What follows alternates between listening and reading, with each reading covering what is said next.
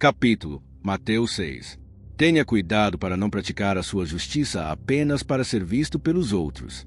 Se você fizer isso, não receberá recompensa do seu Pai que está no céu. Quando ajudar os necessitados, não faça alarde, como fazem os hipócritas nas sinagogas e nas ruas para ser elogiados pelos outros. Digo a verdade, eles já receberam sua recompensa. Mas, quando ajudar alguém, faça isso em segredo. Seu Pai, que vê tudo o que é feito discretamente, o recompensará.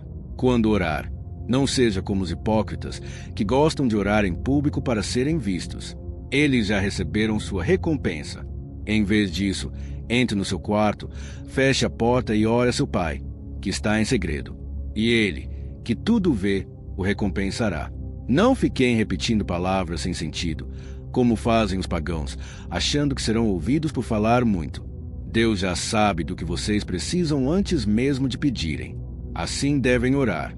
Pai nosso que estás nos céus, santificado seja o teu nome. Venha o teu reino, seja feita a tua vontade, assim na terra como no céu. O pão nosso de cada dia nos dá hoje. Perdoa as nossas dívidas, assim como perdoamos os nossos devedores. E não nos deixes cair em tentação, mas livra-nos do mal. Se você perdoar os outros quando eles pecarem contra você, seu Pai Celestial também o perdoará. Mas, se não perdoar, ele também não perdoará seus pecados. Quando jejuar, não faça isso com uma expressão triste, como fazem os hipócritas, que mudam sua aparência para mostrar aos outros que estão jejuando. Eles já receberam sua recompensa. Mas, ao jejuar, lave o rosto e arrume-se normalmente, para que apenas Deus veja. E ele, que vê tudo, o recompensará. Não acumulem tesouros na terra, onde tudo pode ser destruído ou roubado. Em vez disso, acumulem tesouros no céu, onde nada se perde. Pois onde estiver o seu tesouro, ali também estará o seu coração. O olho é a lâmpada do corpo. Se seus olhos forem bons, todo o seu corpo estará cheio de luz. Mas, se forem maus, todo o seu corpo estará em trevas. Ei, se a luz dentro de você é trevas, quão grande é essa escuridão? Ninguém pode servir a dois senhores. Ou odiará um e amará o outro, ou se dedicará a um e desprezará o outro. Você não pode servir a Deus e ao dinheiro. Portanto, não se preocupem com a vida, com o que comer ou vestir. A vida é mais do que comida, e o corpo é mais do que roupas. Olhem os pássaros do céu. Eles não plantam nem colhem, mas Deus os alimenta. Vocês não valem muito mais do que eles? Algum de vocês pode acrescentar uma hora sequer à sua vida por se preocupar. Observem como crescem as flores do campo. Elas não trabalham nem fazem roupas, mas nem Salomão, em toda a sua riqueza, se vestiu tão bem como uma delas.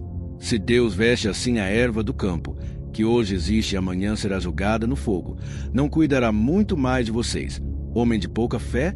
Não se preocupem com o que comer ou vestir, pois os pagãos correm atrás dessas coisas, mas o Pai Celestial sabe que vocês precisam delas. Busquem, em primeiro lugar, o reino de Deus e a sua justiça, e todas essas coisas serão acrescentadas a vocês. Portanto, não se preocupem com o amanhã, pois o amanhã trará suas próprias preocupações. Basta cada dia o seu próprio mal. Gálatas 5. Foi para a liberdade que Cristo nos libertou. Portanto, permaneçam firmes e não se deixem prender novamente a um jugo de escravidão. Prestem atenção.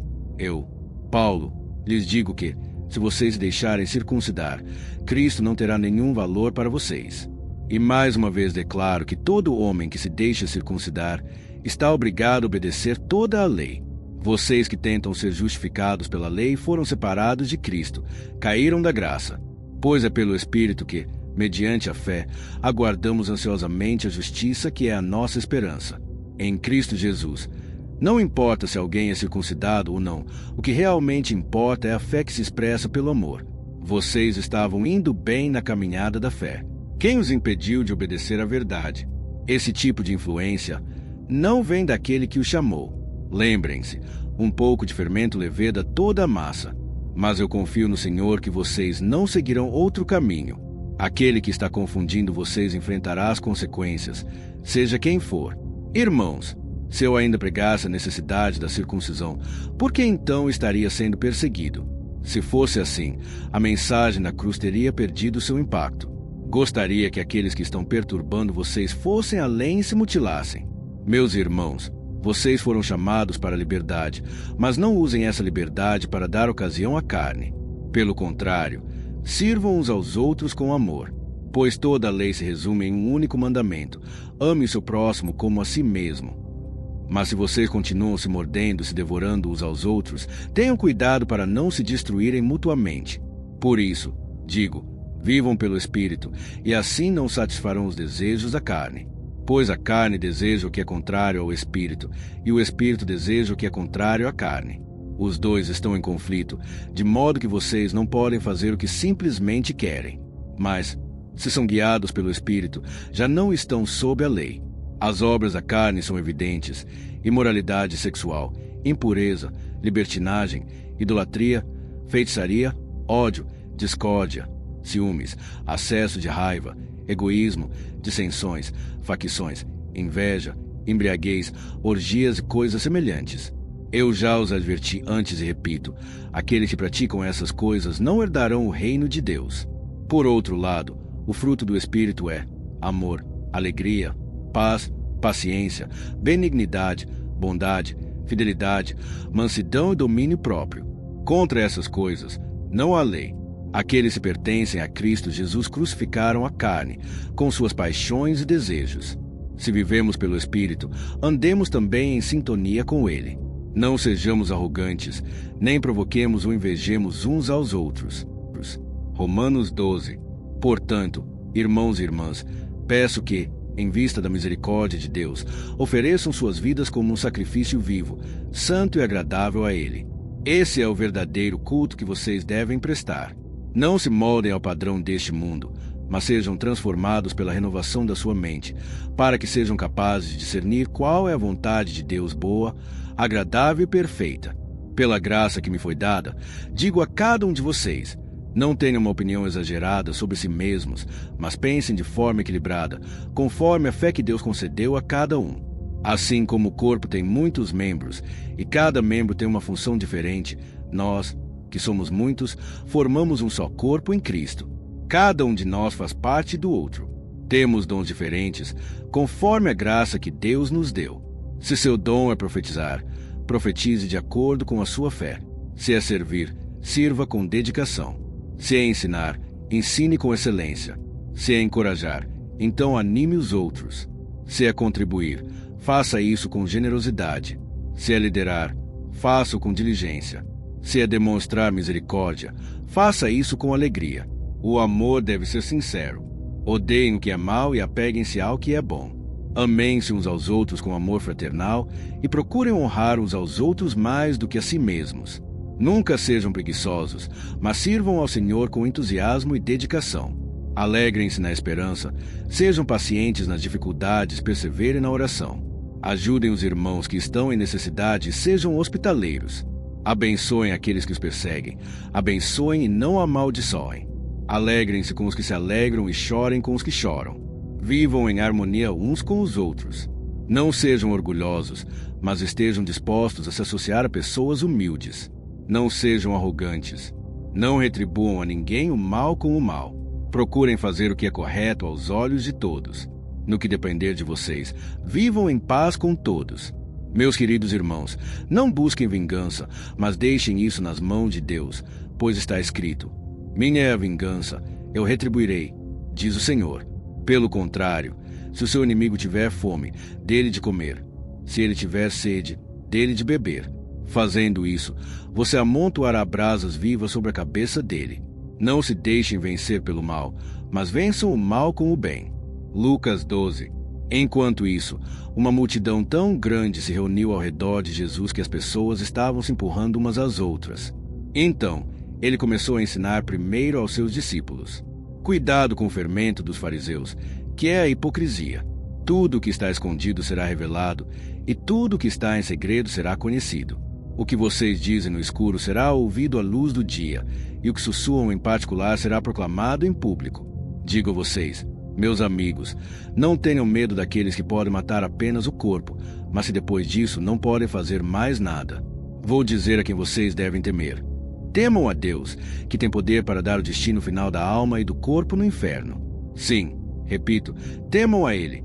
Não se vendem 5 pardais por poucas moedas? Mas Deus não esquece nenhum deles.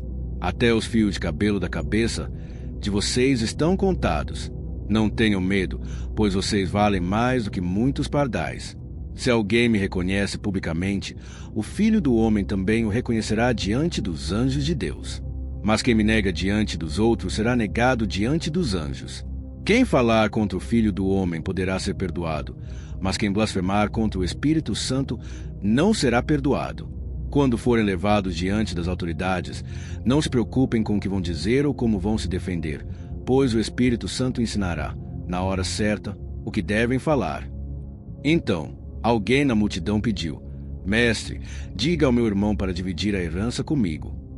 Jesus respondeu: Quem me colocou como juiz para resolver isso?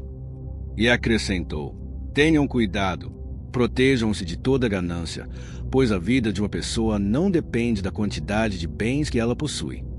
Então, contou-lhes esta parábola. Havia um homem rico, cujo campo produziu uma grande colheita. Ele pensou: O que vou fazer? Não tenho espaço suficiente para guardar tudo.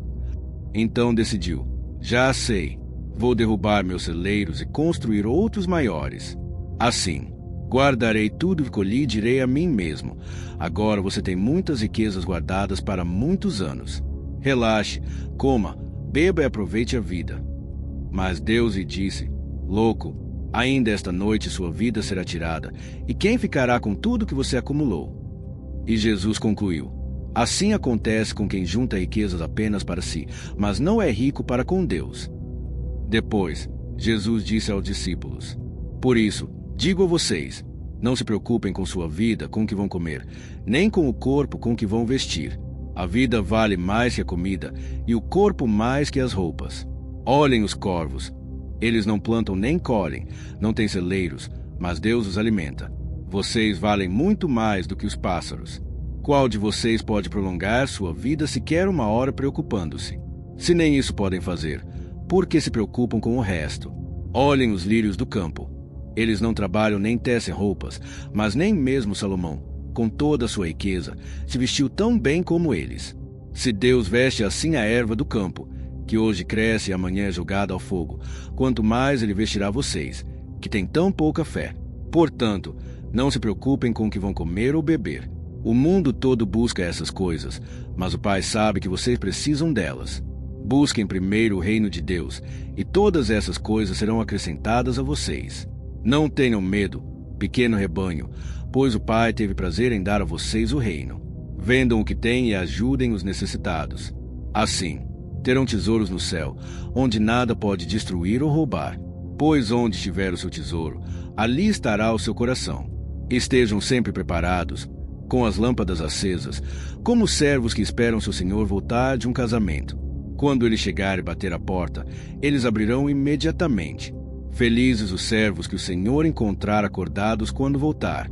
Eu lhes garanto que ele próprio se vestirá para servi-los, os fará sentar à mesa e ele mesmo servirá. Se o dono da casa soubesse a que hora o ladrão viria, ficaria vigiando e não deixaria sua casa ser arrombada. Por isso, estejam sempre prontos, pois o Filho do Homem virá numa hora em que vocês não esperam. Então, Pedro perguntou: Senhor, essa parábola é para nós ou para todos? Jesus respondeu: Quem é o servo fiel e prudente, a quem o Senhor encarrega de cuidar de sua casa? Feliz aquele servo que seu senhor encontrar cumprindo sua tarefa quando voltar. Eu lhes asseguro que ele o colocará sobre todos os seus bens. Mas suponha que esse servo pense: meu senhor está demorando, e comece a maltratar os empregados e a se embriagar. O senhor virá no momento inesperado e o castigará severamente, colocando com os infiéis. Aquele servo que soube da vontade de seu senhor, mas não se preparou nem fez o que era certo, será castigado severamente. Mas aquele que não sabia e cometeu erros receberá um castigo mais leve. A quem muito foi dado, muito será exigido, e a quem muito foi confiado, mais ainda será pedido. Vim trazer fogo sobre a terra, e como gostaria que já estivesse aceso. Tenho um batismo para passar, e estou angustiado até que ele se cumpra. Vocês acham que vim trazer paz à terra? Não, vim trazer divisão. A partir de agora, Numa família de 5 pessoas, 3 ficarão contra 2 e 2 contra 3. O pai ficará contra o filho e o filho contra o pai. A mãe contra a filha e a filha contra a mãe. A sogra contra a nora e a nora contra a sogra. Então, disse a multidão: vocês sabem interpretar os sinais do tempo. Quando vê uma nuvem no oeste, dizem que vai chover e chove. Quando sentem o vento sul, dizem que vai fazer calor e faz. Hipócritas, se conseguem interpretar o tempo, por que não conseguem discernir os sinais do tempo em que vivem? Porque vocês mesmos não julgam o que é certo. Quando alguém leva você ao tribunal, tente resolver a questão antes de chegar ao juiz, para que ele não condene e o envie para a prisão. Eu digo, você não sairá de lá até pagar o último centavo. Eclesiastes 2. Então eu disse a mim mesmo: vamos, vou experimentar o prazer e descobrir o que é bom. Mas logo percebi que isso também era inútil. Sobre o riso, concluí que era tolice. E sobre a busca pelo prazer, me perguntei: o que isso realmente traz? Decidi experimentar o vinho e me entregar à insensatez, mas sem perder a razão. Queria descobrir o que realmente valia a pena nesta vida curta. Realizei grandes projetos. Construí casas para mim. Plantei vinhas, fiz jardins e parques e neles cultivei todo tipo de árvore frutífera. Também construí reservatórios para irrigar os bosques. Comprei escravos e escravas e tive muitos servos nascidos em minha casa. Possuí mais rebanhos e gado do que qualquer pessoa antes de mim em Jerusalém. Acumulei prata, ouro e riqueza de reis e províncias. Contratei músicos e formei um harém, tudo que poderia dar prazer a um homem. Me tornei grande, mais que qualquer um antes de mim em Jerusalém. E em tudo isso, minha sabedoria permaneceu comigo. Não me neguei nada que meus olhos desejaram. Não privei meu coração de nenhum prazer, pois encontrava alegria no meu trabalho, e essa era minha recompensa. Mas quando refleti sobre tudo que fiz e o esforço que empreguei, percebi que tudo era inútil, como correr atrás do vento. Nada de verdadeiramente proveitoso se ganha debaixo do sol. Então, passei a refletir sobre a diferença entre sabedoria e tolice. O que poderá fazer aquele que vier depois de mim, além do que já foi feito? Percebi que a sabedoria é melhor do que a insensatez, assim como a luz é melhor do que a escuridão. O sábio tem olhos para enxergar o caminho, mas o tolo anda em trevas. No entanto, percebi que o mesmo destino acontece com ambos. Então pensei, se o destino do tolo será o mesmo que o meu, que vantagem há em ser sábio? E concluí que isso também não fazia sentido. Afinal, nem o sábio nem o tolo serão lembrados para sempre. Com o passar dos dias, ambos serão esquecidos. E assim como o tolo, o sábio também morrerá. Por isso, comecei a odiar a vida, pois tudo que se faz debaixo do sol me pareceu cansativo e sem sentido, como correr atrás do vento. Também passei a odiar tudo pelo que trabalhei, pois teria que deixar tudo para quem viesse depois de mim. E quem pode garantir se essa pessoa será sábia ou tola? Ainda assim, ela terá controle sobre tudo que conquistei com meu esforço e sabedoria. Isso também é inútil. Fiquei desanimado ao pensar em todo o trabalho árduo que tive debaixo do sol. Pois uma pessoa pode se esforçar com sabedoria, conhecimento e habilidade, mas terá que deixar tudo para outra que não trabalhou por isso. Isso também não faz sentido e é uma grande injustiça. O que as pessoas ganham com tanto esforço e preocupação debaixo do sol? Todos os seus dias são cheios de sofrimento e preocupações, e mesmo à noite suas mentes não encontram descanso. Isso também é inútil. Então, cheguei a uma conclusão. Não há nada melhor do que comer, beber e desfrutar do trabalho. E percebi que isso também vem da mão de Deus. Pois sem Deus, quem pode desfrutar verdadeiramente da vida? Aquele que agrada a Deus recebe dele sabedoria, conhecimento e felicidade. Mas ao pecador, Deus dá a tarefa de ajuntar e acumular riquezas para depois entregá-las a quem lhe agrada. Isso também é inútil, como correr atrás do vento.